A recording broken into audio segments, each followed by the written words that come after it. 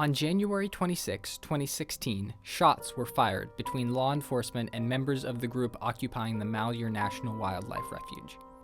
One of the occupiers, Robert Lavoie Finicum, was killed. The obvious parties to blame for this tragedy are either the occupiers themselves or the law enforcement, depending on your point of view. But there is a third party that may be equally to blame for this tragedy: the news media, and, by proxy, us. Like any protest, this occupation could only have an impact if people paid attention to it.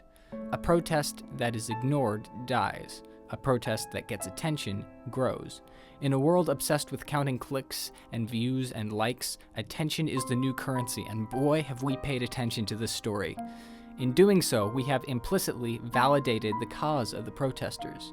When hordes of cameras follow your every move, it's easy to think that you're important. Take away the media, and this conflict would likely have wound down weeks ago, and no one would be dead.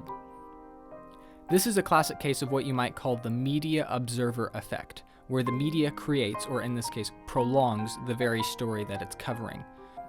This can be a good thing when increased attention might create a positive impact, but giving attention to this story was never going to help.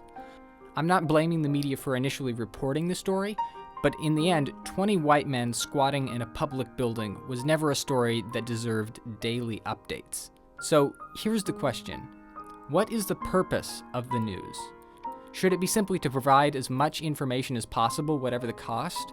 Or are there times when choosing to not continue to report a story, when turning away is the best thing the media can do?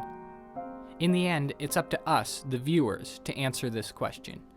The media will always point its cameras where we want to look. So, where will you look?